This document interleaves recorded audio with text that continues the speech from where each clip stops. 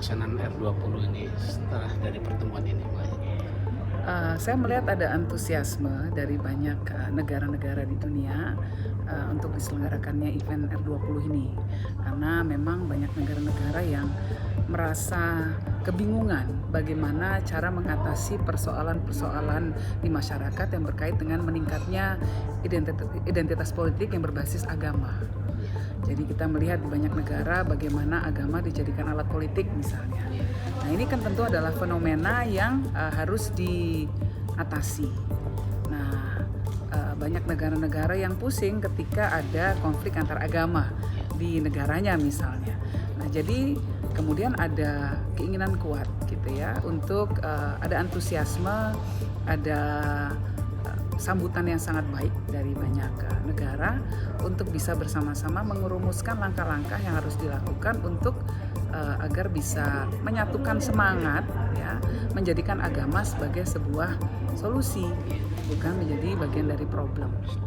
Jadi ini yang kita lihat bahwa banyak dukungan dari negara-negara yang terlibat, bukan cuma negara-negara G20 sendiri, bukan cuma negara-negara 20 negara yang terlibat G20, tapi di luar itu juga. Nah ini menurut saya harus disambut dengan dengan kerja keras ya untuk mewujudkan platform R20 ini agar bisa menjadi sebuah platform, agar bisa menjadi sebuah event yang betul-betul membawa dampak, bisa menyatukan banyak pemimpin agama untuk menjadikan agama sebagai energi positif, sebagai solusi, sebagai energi positif bagi kebaikan di dunia. Kalau persiapan sendiri sudah sejauh mana, Mbak? Ya, sudah yang terkoordinasi negara-negara mana yang akan hadir mendukung kegiatan ini? Hampir semuanya sudah dikontak ya. Jadi kalau misalnya final apakah mereka akan hadir atau tidak itu sangat tergantung teknis gitu kan. Kadang-kadang ada yang karena nggak bisa waktunya, ada yang bentrok acara dan lain sebagainya. Tapi rata-rata sangat mendukung. Ya. Tadi juga ada dukungan sangat kuat dari Dubes Arab Saudi. Iya. Bagi Mbak Yani ini sebuah dukungan yang spesial atau punya nilai tersendiri nggak? Sementara kan orang memandang Arab Saudi kan agak berbeda pandangan keagamaannya kan. Kita melihat dari beberapa kali perjalanan saya ke Saudi dan juga pertemuan dengan para tokoh-tokoh Saudi ya, kita melihat bahwa memang sekarang ada perkembangan baru di sana. Ada semangat baru untuk menunjukkan bahwa Islam di Saudi itu adalah Islam yang toleran, Islam yang mengayomi banyak pihak, Islam yang memberikan ruang bagi perempuan salah satunya. Nah ini kita lihat semangat ini ditunjukkan salah satunya adalah dengan keterlibatan dari Liga Muslim Dunia menjadi co-chair gitu ya, menjadi bagian dari kepanitiaan bersama acara R20 ini.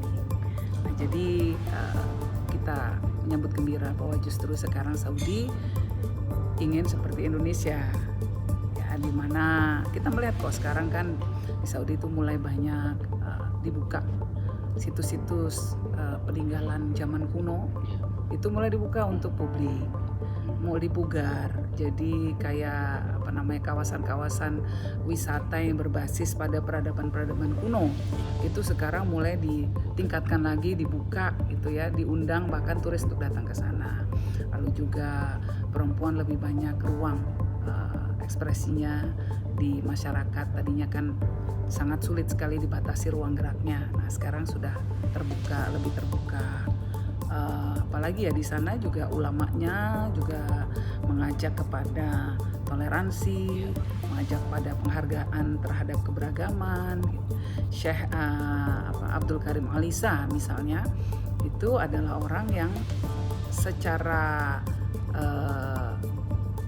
Syekh Abdul Karim Alisa misalnya itu bahkan bertemu dengan banyak pemimpin agama dari agama-agama lain ya untuk memfasilitasi dialog antar agama. Jadi kita melihat memang sudah baik, tracknya sudah baik, sudah selaras dengan Indonesia juga, dengan apa yang selama ini kita perjuangkan di Indonesia, yang dilakukan dan dipraktekkan oleh Muslim di Indonesia. Nah jadi ini harus menjadi sebuah gerakan bersama yang lebih kuat agar amplifikasinya di dunia menjadi lebih berdampak. Terima kasih Mbak. Sama-sama. Gereja HKBP sangat mengapresiasi dari PBNU secara khusus Gus Yahya untuk inisiatifnya mengadakan R20 nanti. Kami mendukung. Bagi kami apa yang dikatakan oleh Gus Yahya tadi bahwa ada sebuah pengakuan dari agama-agama bahwa memang ada masalah, dan berdasarkan pengakuan itulah kita duduk bersama mencari solusi dari masalah-masalah kita, sehingga kita bisa menawarkannya juga untuk membawa dampak yang baik bagi bangsa dan negara kita dan juga bagi dunia global. Sekali lagi kami ucapkan dari Gereja HKBP, saya Pendeta Daniel Harahap, sekali lagi kami ucapkan terima kasih untuk PBNU dan secara khusus untuk Gus Yahya. Ya. Kalau harapan sendiri dari pertemuan nanti di Bali ini gimana? Ya. Kami berharap ada langkah-langkah yang lebih maju dari kita, bukan sekedar meningkatkan toleransi, tapi juga membangun kerjasama agama-agama. Kita sudah berhasil bekerja sama misalnya mengatasi pandemi COVID. Semua agama-agama di Indonesia bekerja sama untuk mengatasi COVID. Nah, kita harapkan bahwa agama-agama juga akan bisa bekerja sama untuk mengatasi krisis ekologi, mengatasi kemiskinan, dan mengatasi banyak masalah lain dari dunia kita. Terima kasih. Terima kasih. Ya betul, alhamdulillah bahwa persiapan pelaksanaan Advent sudah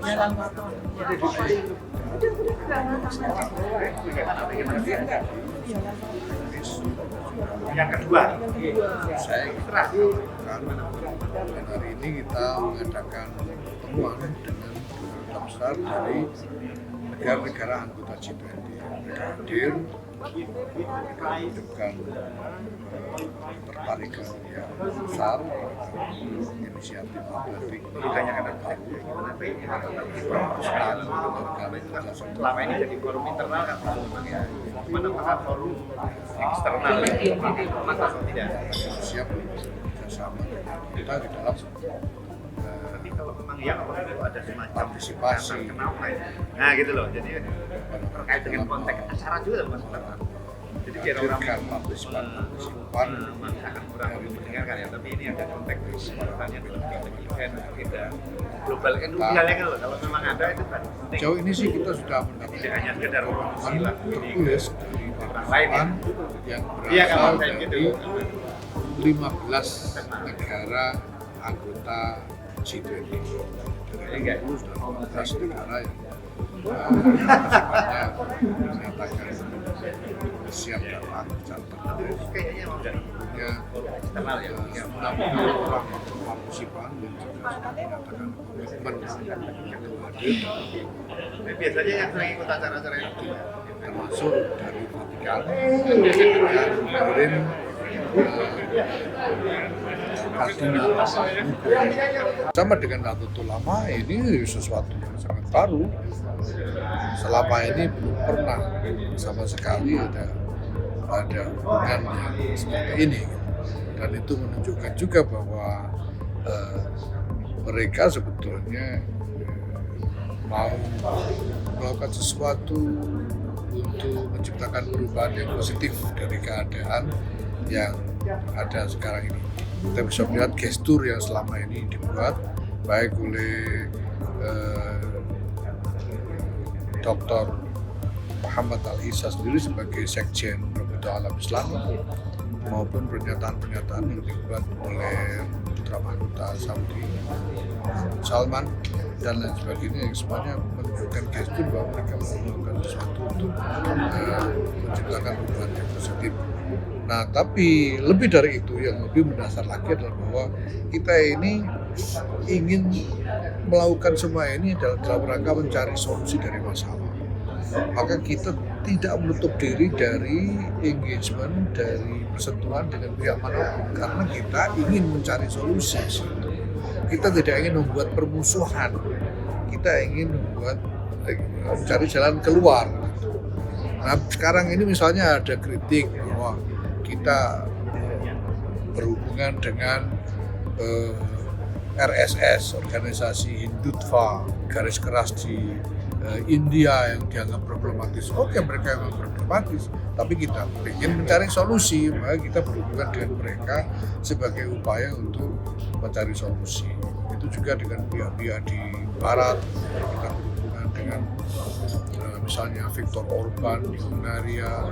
Mereka ini dianggap khususnya oleh media-media Barat dianggap sebagai aktor-aktor problematis. Ya tidak masalah.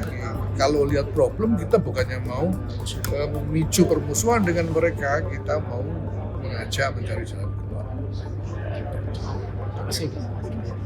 Ini paling tidak kita harus action, berbuat, berbuat nyata. Kita akan kumpulin beberapa tokoh, banyaklah tokoh-tokoh umat untuk paling tidak berdoa untuk kesuksesan acara G20 ini. Kalau persiapan di sana sendiri, umat di sana untuk kegiatan ini gimana? Sambutannya ini? Aduh, sambutannya luar biasa karena masyarakat Bali, apalagi pelaku pariwisata, mereka sudah mapan sekali. Mereka adalah seorang hospitality. Di samping itu mereka merupakan tokoh-tokoh di Bali itu, umat di Bali itu bukan umat Hindu aja, banyak umat itu, ada beberapa suku di Bali, ada beberapa agama. Itu mereka adalah seorang human capital yang bisa memberikan pemahaman ke bawah, dan sampai saat ini hampir setiap hari kegiatan ataupun sosialisasi tentang kegiatan untuk mensukseskan G20 ini sedang digalakan dan pasti akan tetap berlanjut sampai puncaknya nanti di bulan November ini. Salah satu yang digagas dan ditekan oleh Gus Yahya adalah bahwa agama-agama hadir untuk perdamaian dunia.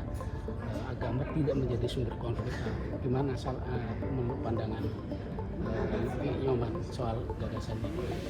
Memang kalau kegiatan apapun itu yang ada di dunia ini, lebih-lebih di Indonesia, tokoh agama lah yang berperan aktif untuk mensukseskan dan mensupport pemerintah untuk mensukseskan segala bentuk acara yang digagas oleh pemerintah, apalagi dunia. Kan ini Nahdlatul Ulama ini, NU ini luar biasa. Saya sangat mengapresiasi dari kegiatan ini. Mudah-mudahan bisa kita bantu, kita wujud nyatakan dengan semua tokoh-tokoh umat yang ada di Indonesia ini. Gitu. Terima kasih Pak. Ya, bagi saya apa yang dikatakan Gus Yahya tadi sebagai awal yang menjadi pencetus ya, bahwa agama-agama sekarang menyadari bahwa mereka juga menjadi problem, bagian dari problem besar ya. Itu langkah besar sekali karena selama ini kan agama itu excuse. Kalau ada problem yang sumbernya dari agama, agamanya selalu mengatakan ya itu orangnya, agamanya enggak, gitu kan? Itu terjadi di Indonesia kan, orang ngebom, tetapi selalu dikatakan itu bukan Islam, ya, itu orangnya aja, agama nggak masalah. Nah ini yang menurut saya harus dibongkar. Agama itu tidak Tuhan. Maka agama sebagai lembaga bisa salah, pemahamannya juga bisa salah.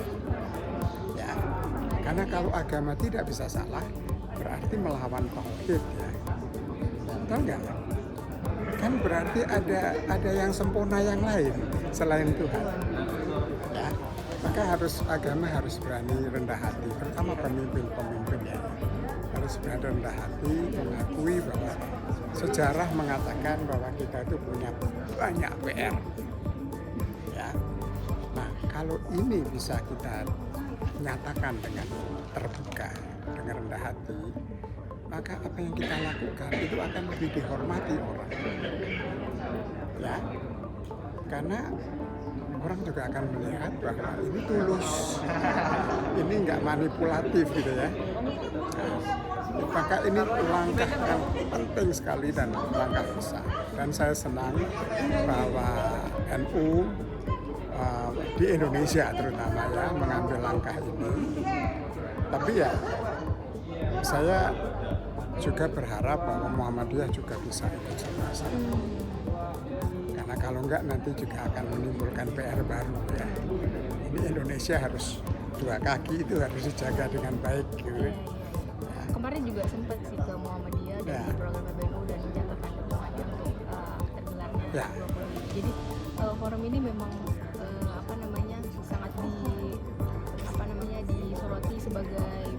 wujud untuk rekognisi agama terhadap permasalahan yang emang muncul di masyarakat. Ya, itulah ya, karena setiap agama punya PR-nya sendiri.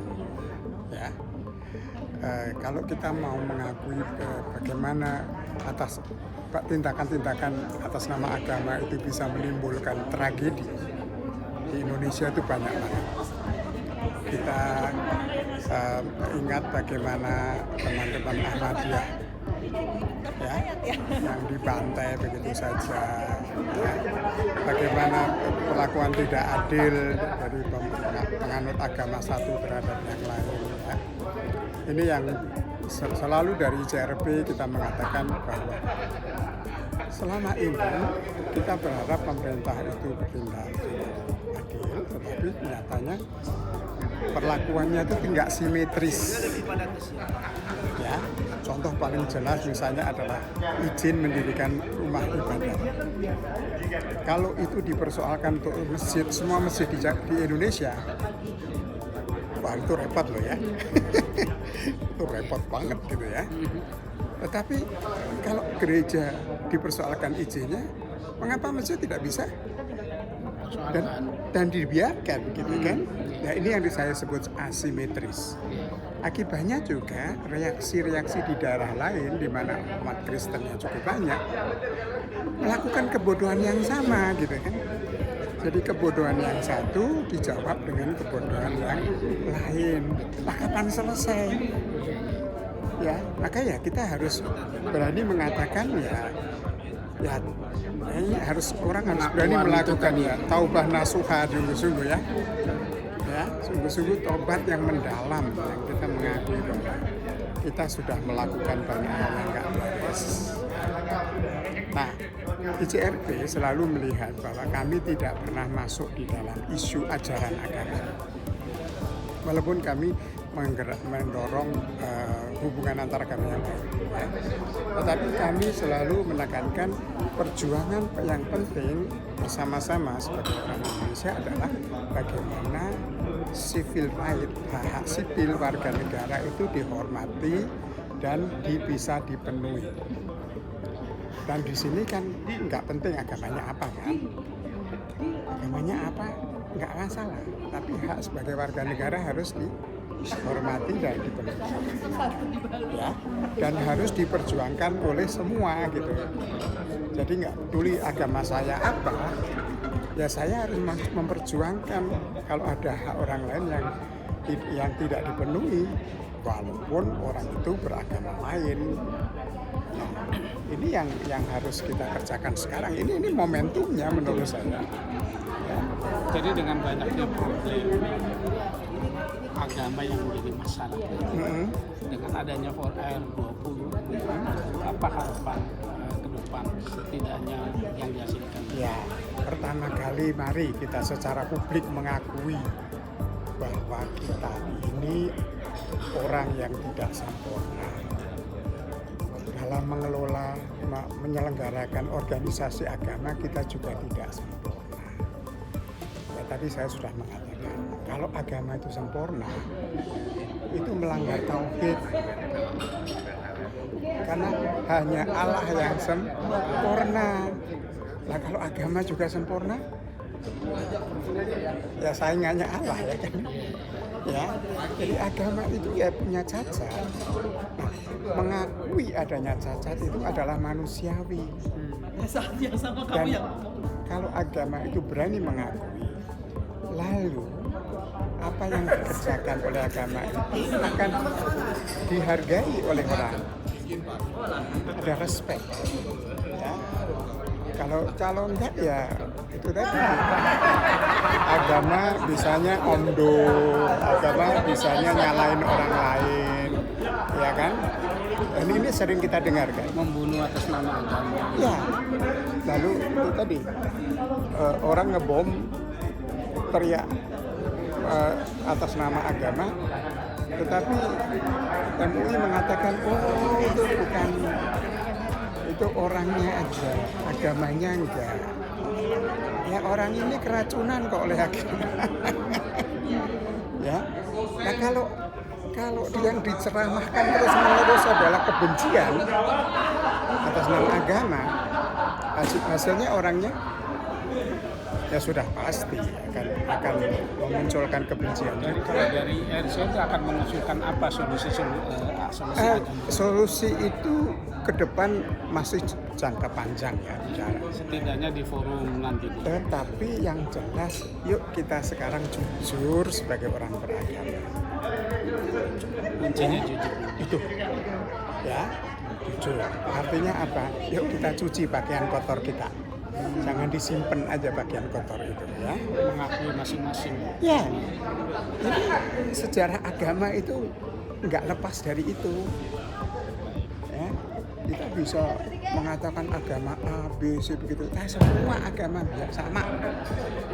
Ya, nggak ada yang bisa mengatakan kami lebih baik dari yang lain. No. Ya. Nah, dan inilah langkah pertama yang harus. Karena dengan demikian kita bisa memulai langkah yang baru. Ya. Dalam bahasa Arab disebut apa? Rendah hati itu apa? Tawadu. Tawadu. Sebenarnya itu. Ya, karena sering agama itu dibungkus dengan kesombongan. Ya. Agama kami paling benar, jadi yang lain nggak berhak hadir, gitu kan? Ini kan begitu sering kita dengar. Ya, sampai terakhir misalnya ada ustadz yang menurut saya ustadz bodong itu yang mengatakan nggak boleh bergaul dengan orang yang non muslim gitu kan. Ya, ini orang macam apa? Orang macam ini nggak sah untuk tinggal di Indonesia itu. Ya. Ya kan. Dia bisa pakai jalan raya itu kan jalan rayanya bukan duit muslim. Ya kan?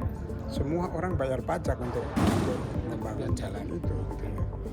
Jadi mari hal-hal macam itulah itu yang harus kita. Ya. Jadi seluruh persoalan soal pemaksaan jilbab dan sebagainya itu kan sebetulnya kesombongan agama. Ya. Jilbab itu baik sebagai pilihan kesadaran. Tapi kalau itu dipaksakan ya nggak bisa lagi. Ya. Tapi itu kan di sini orang berpikir yang benar itu saya, jadi orang harus ikut saya Karena saya benar. Nah, ini aduh kata kuncinya. Oke, terima kasih. Oke. Terima kasih banyak.